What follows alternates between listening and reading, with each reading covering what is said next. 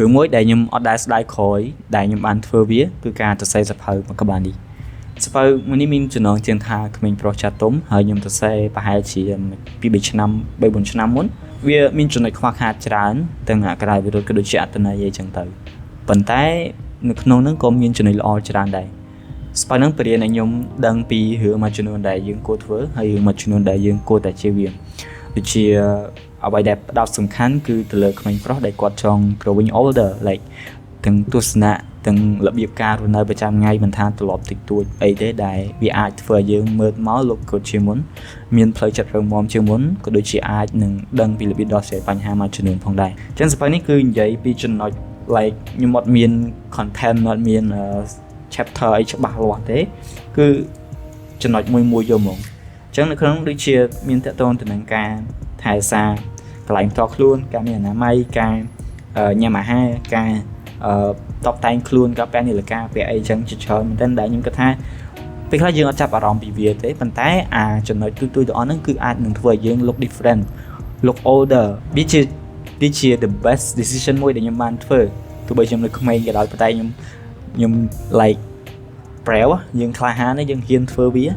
ចឹងក៏បានចេញជាសភៅមួយក្បាលហ្នឹងហើយខ្ញុំជឿថាសភៅហ្នឹងនឹងជួយច្រើនបើសិនជា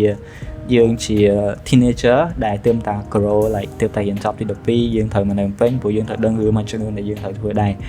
like yes ដូចអ្វីខ្ញុំនិយាយចឹងតាំងពីការថែសារអនាម័យខ្លួនឯងតាំងពីការអនុវត្តសកម្មភាពមួយចំនួនក៏ដូចជាអ្វីដែលយើងអត់គួរធ្វើចឹងតែទាំងផ្លូវចិត្តអីក៏មានក្នុងដែរចឹងyes ខ្ញុំសូមលើកចិត្តឲ្យអ្នកនរគ្នាដែល yeah whatever doesn't matter how old you are វាអត់សំខាន់រឿងការដែលយើង grow ហ្នឹងវាអត់សំខាន់ថាយើងអាយុប្រហែលទេសំខាន់គឺ what did you do តើអ្នកបានធ្វើអីខ្លះអញ្ចឹងណាបើយើង100យើង50ឆ្នាំប៉ុន្តែយើងអត់ធ្វើអីសោះវាក៏មានអារម្មណ៍ថា like យើងជួបតែរឿងដដែលប៉ុន្តែ if you are young you have a lot of opportunity like you have ambition like មកចិត្តតាយើងមានរឿងជាច្រើនដែលយើងត្រូវធ្វើដែលយើងគួរតែធ្វើ